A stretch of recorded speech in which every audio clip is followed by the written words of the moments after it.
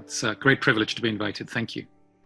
Thank you for taking the time. Thank you for being here and this initiative, meaningful conversation. Just a little bit of introduction about who you are, Noel, to people to know you. Noel is an executive coach and facilitator of transformation. Noel working with large organizations, executive leaders around the world. Noel based in the US, and he is from different countries, and we would love to know more. So if I want to start with the question, Noel, who you are, or who are you as a human being? Wow, nice broad question. So yeah, many ways to answer that. One of them is, what experience are you likely to have with me? That's one. Another is, what history do I bring to the moment? And yet another way would be, what is it? What experience activates different parts of me? Right? Those things that help and don't help in the moment, which would be a reflection of my history. So let's start with one of those. So let's start with, the experience that I bring to you. Maybe there's something that made you want to have the conversation with me. So let's start there, and maybe let's start there as or rather use it as a starting point to share some of my history with you. Yeah, sure. For me, I experienced, you came across as a person who having depth in what others saying. So you listening deeper than what is being said. So you go beyond the words. So you go to the meaning and what is behind that, which is actually create a deeper connection with others, with a human being. Also, you bring two important elements of who you are, the mind and the heart, which is powerful when you bring a concept or when you bring it in a conversation.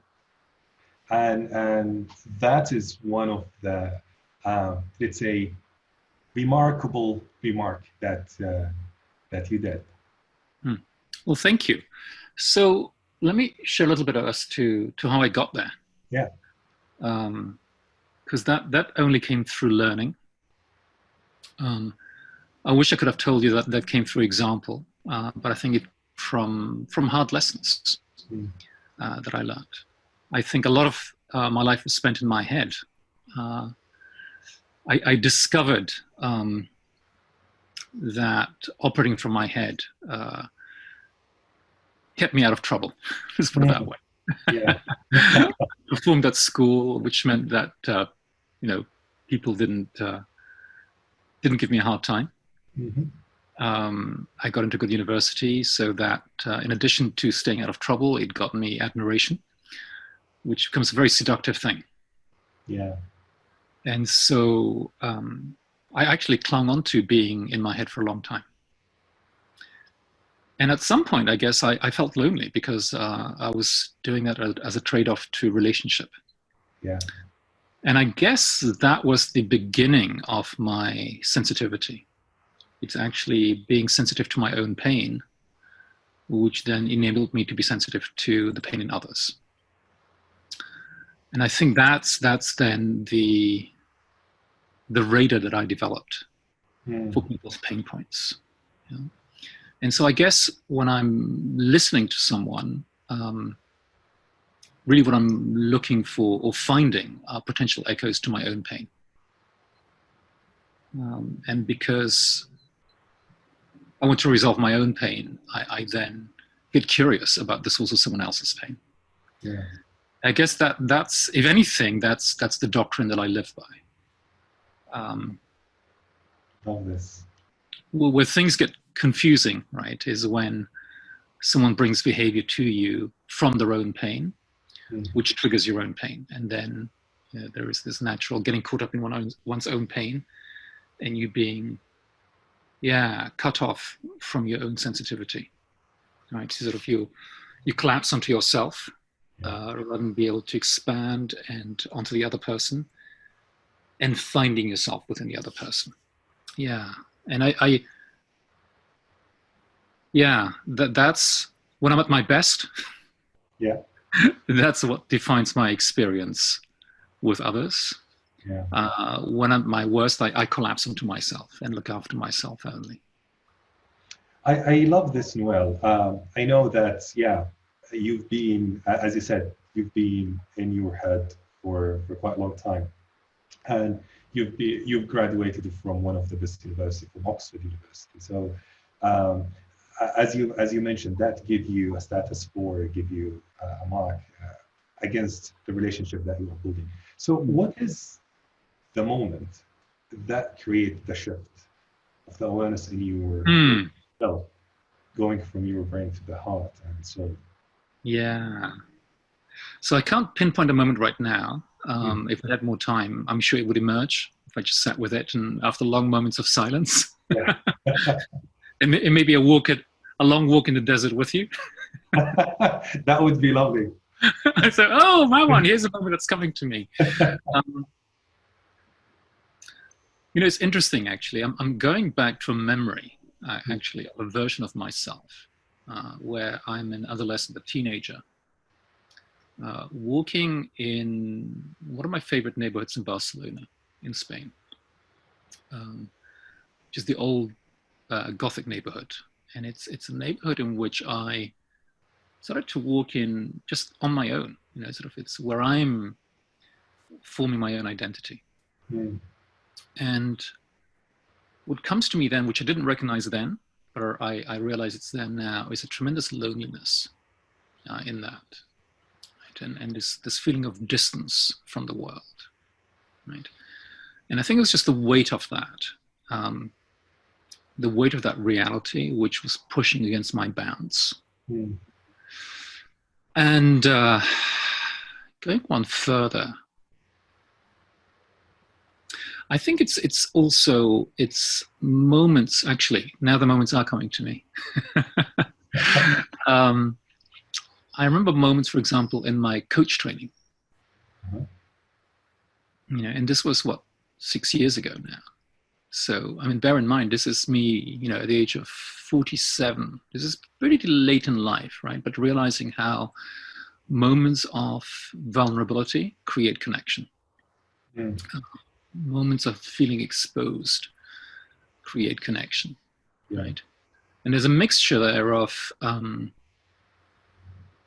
tremendous fear at being exposed. Indeed. And tremendous relief at being able to relax this tight armor that I've been wearing, and realizing how much energy it's taken to keep it in place. So I guess I would point to that as a seminal moment. Yeah. And then from that, it's really been continuing to practice it. Practicing vulnerability, practicing letting go, practicing not being tight. Wow, this is big. This is great expansion in yourself, in your relationship with others. Yeah, and actually, Marwan, you were part of the fast forward. Then later on, I'm sorry to interrupt you. It's just that it's now, as you can see, it's the realization is snowballing. Yeah. But part of that was also letting go of this identity of having to be competent. Yeah, and the realization there being that competence was a ticket of entry into the room, a seat at the table, and typically it was the project table, the getting something done table, right? But I was in this place of not realizing that competence also requires relationship. Yeah. And relationship requires vulnerability to connect, right? And so there's a rich mix of stuff there, right, which has to balance itself out. Yeah. I hope that's making sense. Yes, it does. And so the program that you and I were on led to that added realization and expansion for me, and you were part of that. Grateful to that. So how can we bring this to corporate world, to where we see it difficult actually to be vulnerable and open to others? Yeah. And so, yes, I mean, we are bringing it to the corporate world. Yeah. And I think the big challenge for me is bringing this, what I call upstream. Okay. Because typically, the moment at which we are invited to bring this to the corporate world is when individuals and organizations have given themselves or have embraced the openness required to receive this. Because it requires a looking at yourself, a vulnerability to be with each other that typically is not there. And so this is part of the, I guess, the wave of human development. And the question is, are people open to it or are they not? And typically the default is they are not open to it because there are very natural reasons for that to be in place, that protectiveness to be in place. And I would even say naturally intelligent reasons. Yeah. And so it's really the point at which people can look at themselves and say, oh, yes, there is a place to evolve into. And it requires work and there's tremendous reward and benefit at the end of it. But there's some hard digging to do to get there. Exactly. And I believe it might require courage to change, courage to take that step.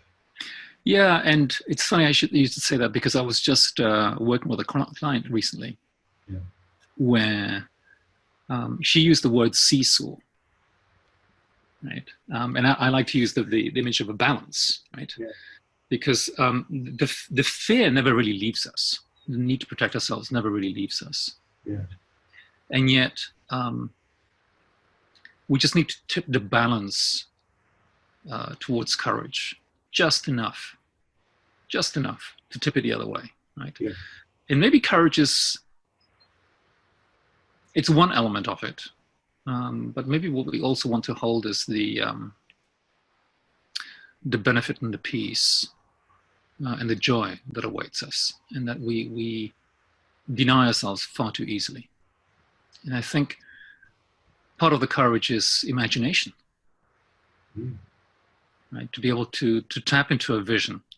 Yeah, that's correct.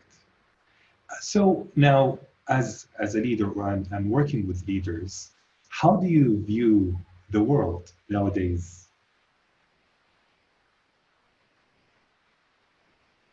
And I'm sorry, you cut out just a little bit there. Marwan, you might be frozen right now. Okay. Can you hear me now? Did you say, how do I work? Yeah, I can hear you now. Was the question, how do I work with leaders? No, I said, now you are working with leaders and you are a leader yourself. And how do you view the world that we are living in now?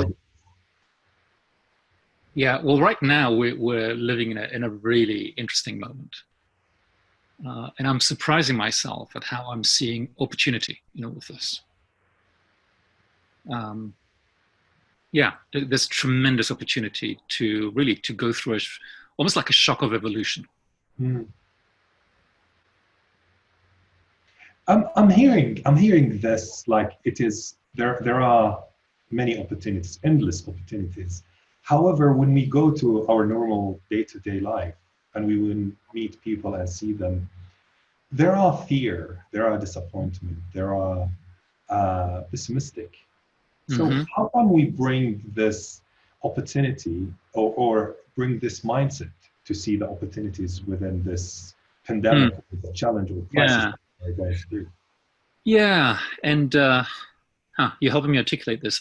I don't think we have to bring the mindset. I think so. The mindset certainly is the end result, the enabling end result. Let's put it that way. I think if we keep bringing it down into what's the stage before that, or what's the condition before that to make that happen, Um, I just imagine working with a leader right now, maybe caught up in a very reactive pattern, right? Being caught up in fear, wanting to snap out of it into a better outcome. And I think the best service we can provide, the best support we can provide, is just really to slow things down, right? Even just to hold people to a breath of, okay, this isn't going away. But let's just create enough space in you.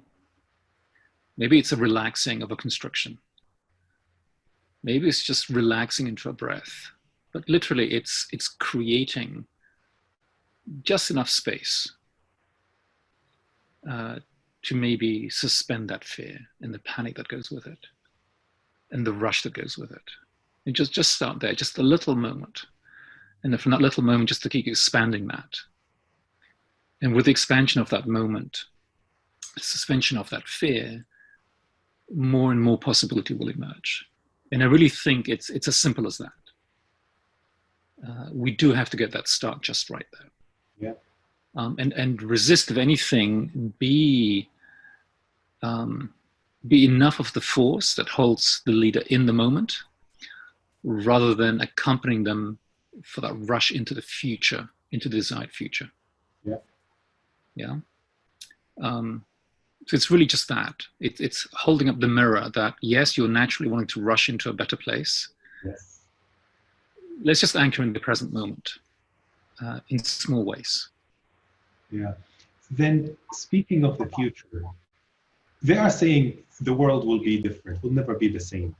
How is the world will be? I wish I could answer that myself. I can tell you what I wish for. Actually, it's not even a wish. It's not even a wish, because that makes me attached to it. I'd say it's just a world of possibility. I think I do think it'll be a place of greater awareness. Collectively? Unevenly distributed. Mm-hmm. Right? I think the collective will be in lumps.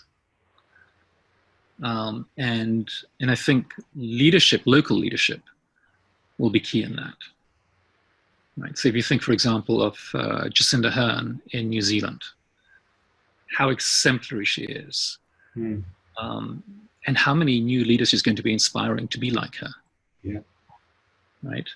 So that's going to be a pocket emerging.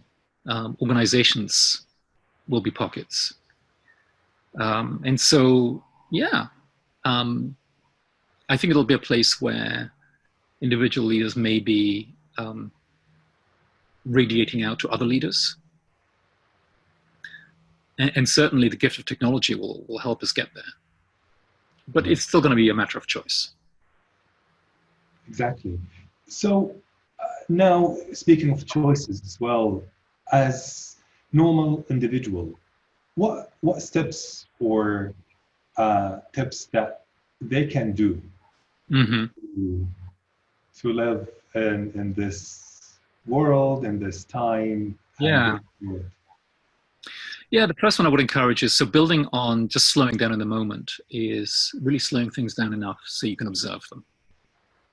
Right? And so the first step that I would want to invite people into is to observe the way any cycles that are unproductive are working for you right now.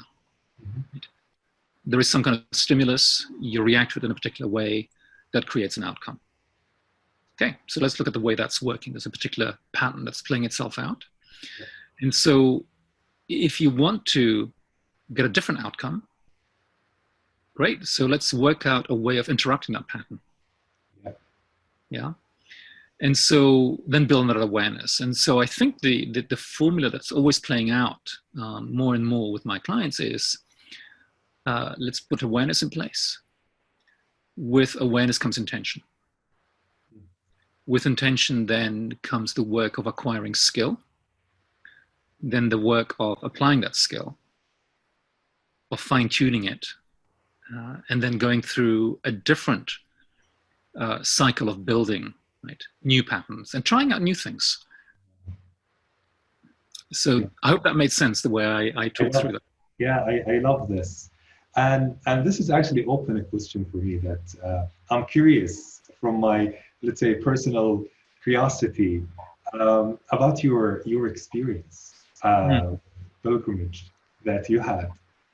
So tell me, how is the idea came to your mind first, and how you did it, and what is your, let's say, soul journey throughout? Yeah, I love that because it's many questions in one, right? Yeah. Yeah, because there are two parallel conversations happening there, right? One of them is, this is really weird. I can't explain it. It came in little fragments, but there was a seminal moment, which is I was visiting with a new friend in Germany, and I was visiting his family. His family had a get-together, so they met with some cousins.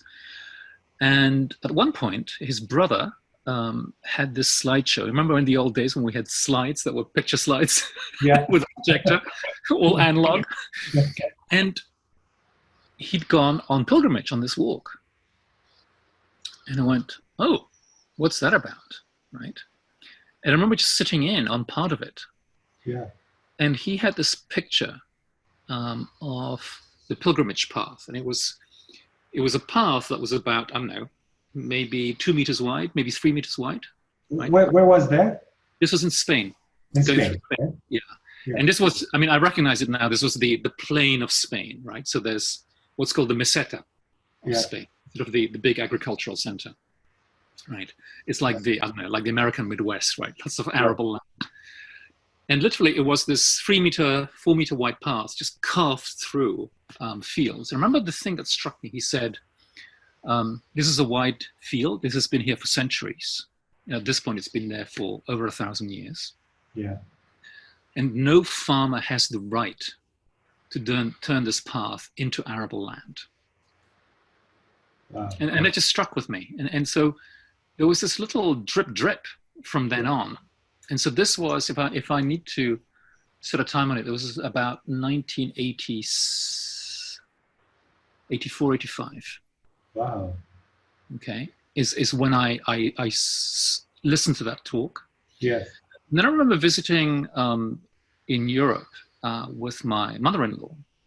And there was one little snapshot of a conversation she had. It was like, oh yeah, when you go on pilgrimage, there's the outward journey and there's the inbound journey. And so there was a lot of little seed that was planted, like, what's that about? Fast forward now to the year 2000. And out of nowhere comes this curiosity. And I'm in this shop specializing in just travel gear. And there's a book there by this guy called Phil Cousino. Mm-hmm. And he calls it The Art of Pilgrimage. I went, And I was just prompted to buy it. And I remember looking at the fly leaf of this book recently, and it was, I think it said March 2000. I remember lying down on my sofa in the house that I had then and reading through it in one sitting. Yeah. And then I just completely geeked out. And I think I bought another something like, 18 plus books on the topic of pilgrimage. Yeah. And because I had spent my childhood in Spain, I knew about the Santiago trail, which at the time, oddly enough, was becoming popular again. And so I geeked out on all this, and I just had this idea of wanting to do it. But then I had this thing in my head as well where, I need to do it in one go, but I can't take 1 month away from the family or from work to get it done. And it took another 19 years before I had the flexibility in my timetable to do it. Mm. And so there was never really any conscious choice, just curiosity. And just an urge to do it. And I did it. So that's that. But let me answer another question, which is happening, which is what's emerging in me is to respect the urges that come up. Right? And so just to listen to them and to keep trusting that there is an inner wisdom that wants to come out. That's there. And just to trust it to reveal itself. Yeah. And so that's part one. Part two now is being on the trail itself. Yeah. Right. And I think the first thing that comes to mind there, I think sort of this is 90% of the energy around it is the notion of freedom. Yeah. Or freedom from daily chore and obligation. Right? And the only obligation you have is to yourself, is to walk. Mm. And really just to let things go as they need to. And the only planning you have to do, the only obligation is just to eat and find a place to sleep. And you did it at once, like you walked in one go. 730 kilometers, right? 779. 779 kilometers. And you took one month. 1 month. I had a budget of 32 days to do it in. I'd give myself 35 days, walking 32 days, plus, it would include anything for rest days, etc. Yeah. And I ended up doing it in 30 days, back to back. No need to take a break anywhere. I was very lucky. Didn't injure myself. No strain injuries. And yeah, it's they say, the saying goes that the Camino starts once you're back at home. Yeah. And so how is it when you go back home? Well, it's very much with you. I don't think there's any regret. I think there's a sense of wonder. Yeah. That you've done it. Maybe even disbelief. And it's still revealing itself to me. Yeah, it's going to be like an experience for life. Yeah, and I think one of the things I really took away from it is that it's just the way spontaneously things happened. I mean, before I knew it, I think it was by about day 2 or 3 the Camino. You're part of a group. You're in these spontaneous friendships and relationships and community. Yeah. And I started off, I quickly was part of a group of 7 or 8 people.